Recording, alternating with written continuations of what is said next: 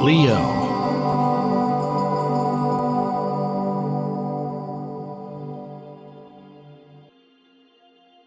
Hello Leo, this is your forecast for November 2013, and this month is going to be a jovial month. It's good for you.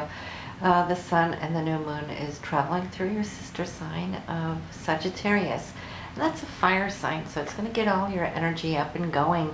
And not only that, but the sun and new moon is in a very joyful area of your chart. It is the area that you rule, in fact, because it's going through the fifth house, and the fifth house is ruled by Leo.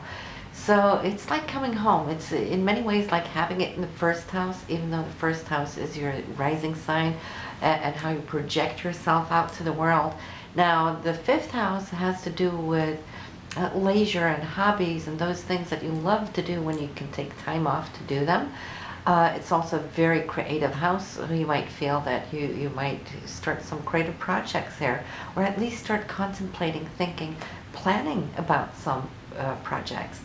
And the new moon here is starting off on the top of the chart here on December 2nd. So this should be the area where you plant your new seeds for the new moon. Write your abundance check on December 2nd and keep it there to the full moon of December 17th, where you just tear it up, put it aside, and then trust the universe to bring that harvest to you. And it's not just your abundance check, of course, but it is for you to actually take a little time aside and the joy, the inner sunchild that you're feeling that's coming alive here now in December. The new moon should be planted to say, I want to have more time like this. Time off just to do those creative things, whether it's painting a picture or going out to dance or just doing those hobbies that, you know, life doesn't give us too much time for it.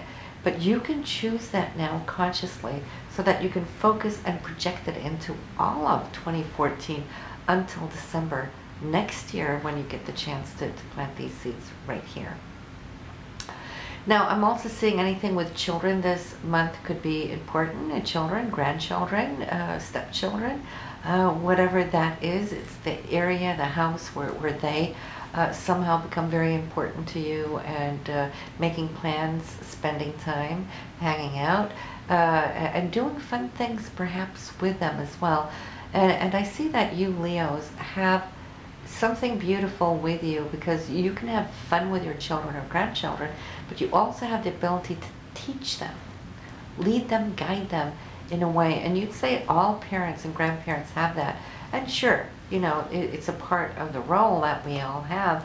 But for you, having the fifth house here in Sagittarius means that you don't just teach them or, you know, all these normal things, but there's such a guidance too. There's such a higher awareness to the sign of Sagittarius. Sagittarius rules your fifth house there, the area of it. So it's like, I see how you want your children to focus on the long term, to think consequential thoughts of their actions. And so there's wisdom. Knowledge is one thing. That's more a third house or a Gemini thing, is knowledge. But wisdom follows the Sagittarians.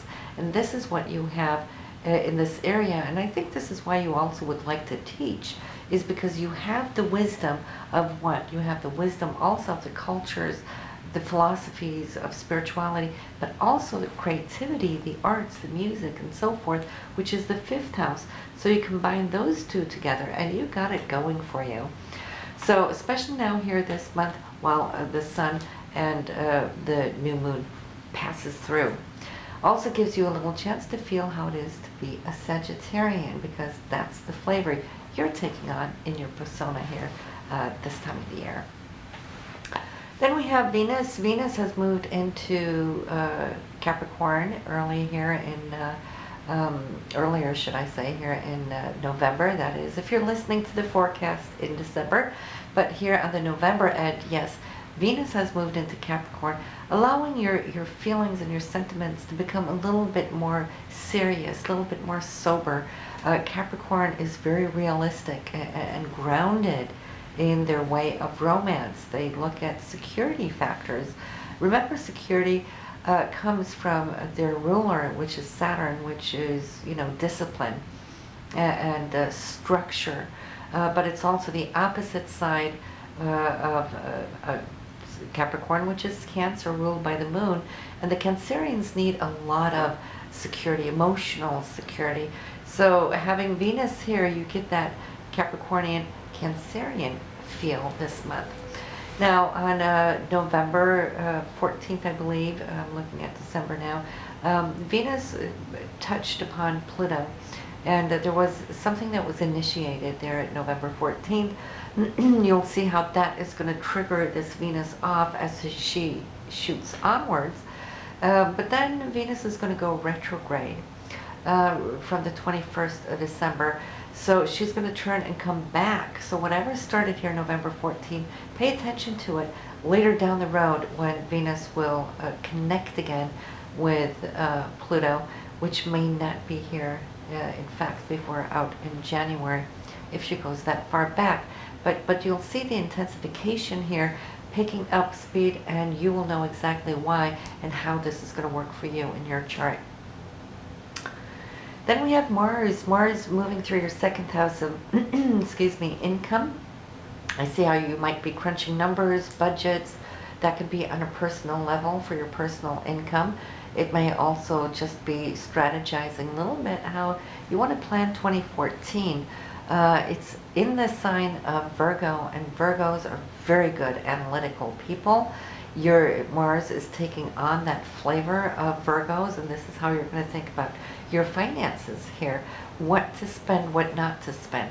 But I'm seeing that you're looking at some kind of investment because Mars is going to line up with Venus. And so it's more like I see that you're wanting also to invest in something that could either help you with your diet, your health, working out, that would be a good place to put some money. Some of you might have some surgery done, which is the 6th house in health and money going that way, being budgeted. It could be dentistry. Why? Because Capricorn rules bones and it rules the teeth. And having Venus here, well, you might have some dentist work done here this month. Just make sure that you do it in within the 21st, because after that, Venus turns retrograde. You don't want any kind of surgery or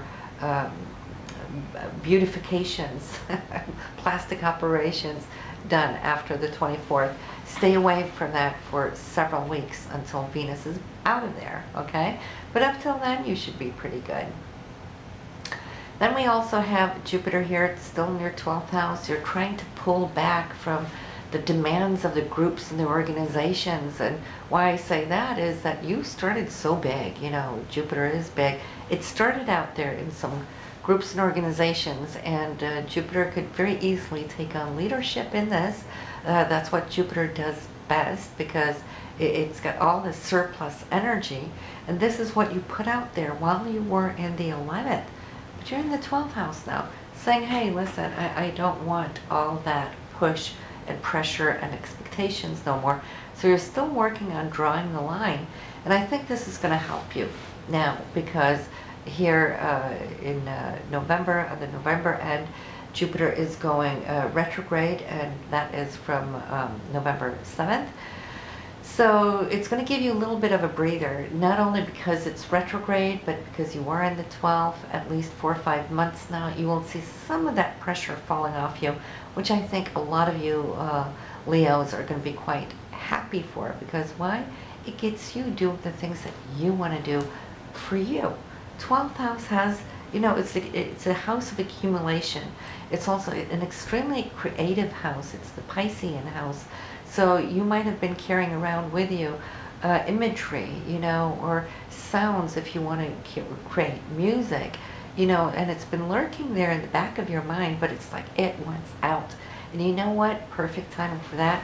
We'll get back to that when we start talking about the dates here.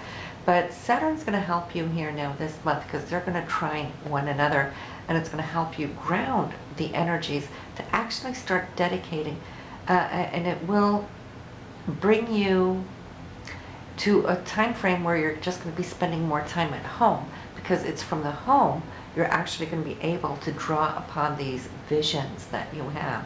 Okay, when I say visions, yes, it is visions from here, but it's also those visions that you can get in dream state. And long-term goals, you know, Jupiter does that, but Saturn's going to help you harness it here now this month. So let's get cracking on the note here for December as far as your dates. So bring out your notepad. We're starting with the new moon on the 2nd of December. So time to plant your seeds and intentions. Write your abundance check. We got on the 3rd, Mercury and Mars communicating really, really well. And Mercury is communication. Mars is dedication, it's action, it's drive. So I see you're putting a lot of specific drive towards communicating something extremely important to you. And for you, this is going to be between your income sector and anything that has to do with real estate or home and family life too. The 4th house is our past, our parents, our genetics code, so to speak. So I'm seeing something coming in to play there. On the 4th, Mercury is going to move out of Scorpio. It's been there for a long time because it retrograded 3.5 weeks too, prolonging the area of where you've been working on your home and real estate, your roots, your family, your traditions. So it's been there for X amount of numbers of weeks. Now, moving into the happy house, the 5th house, where joyfulness and a lot of wittiness. Sagittarius always has a great sense of humor. They're very optimistic. They're very free-spirited. And you will feel how this is going to color your own way of communication here throughout December. Then we have on the 6th, don't sign papers, don't buy anything because it's a little hazy here. Even though Neptune now has turned direct on November 13th, well, when Mercury and Neptune are square, something's not fully clear yet. It's not in the open. It may sound good, it may look good, right? But it may not be all that it gives out to be. So give it a few more days, maybe if you can a week, then go back to it and research it and see if it holds up to the standards that you're expecting it to be. And that also goes to creating any kind of deals today or any agreements. I wouldn't really put too much value into it. Now on the 10th, however, Mercury is going to line up with the Uranus, and Uranus is going to bring you some good news, whatever that is. Sometimes it can be very unexpected because that's what Uranus does. Just out of the blue, here we go, some message. And it might be healing, whatever it is. Now Uranus for you is in your 9th house, so it might have to do with a message coming from far away, out of state, out of country, or maybe with foreign groups or people. Might come with something, or it might just be you, you know, thinking also that you might like to travel, or at least plan to do a travel out of country. On the 24th, Mercury is going to be moving into Capricorn, so you see how she's picking up speed, moving, zooming through Sagittarius really, really quick. And on the 24th, we also have the Sun and Neptune here sextile.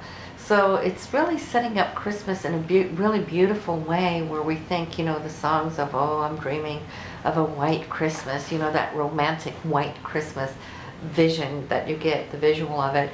So it's going to feel really romantic. It's going to feel just, you know, the traditional beautiful feel of it. Only just be careful though, because on the 24th there's going to be a lot of traffic, people wanting to you know, go on the highways to get home, to visit family. But Mars here, which rules vehicles, and that is opposed Uranus, so there's unexpected things that could happen. Could be unexpected situations on the highways, you know, so just keep a good, clear eye on it, you know, especially you guys up north on slippery roads and so forth. But Christmas morning here, Mercury and Neptune, they are like doing this, so it should be nice, you know, with the candles and all the nice, beautiful smells in the house. Wonderful Neptunian. You know, Neptune is the higher octave of Venus, and Venus is what we love, right? So it brings that elevated feeling in on those family traditions here. So great timing for Christmas here. Now, towards the end of the month, and I can only go through these very quickly here on the videos, but we have building up energy here, and they're going to be a little bit like this. We got Mercury square Uranus, we got the Sun square Uranus, we have Mars square Pluto, and we got Mercury square Mars. Now, all of this is between the 28th and the 31st. There's situations coming in, and they're going to be building up towards a stellium. And if you remember here last year, early on in the year, we had a stellium that followed one another for a couple of months. They were really harmonious planets for the most part. These are not really too happy with one another. And so when we look at New Year's, we're going to be doing, your charts for all of 2014. We'll talk a little bit about that. And we'll also talk about your January forecast, because these are going to initiate the January forecast as well.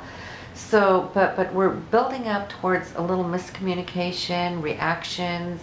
There might be some power struggles coming in here with that Mars-Pluto square, and you might just feel a little triggered, a little defensive if there's somebody else not really watching what they're saying.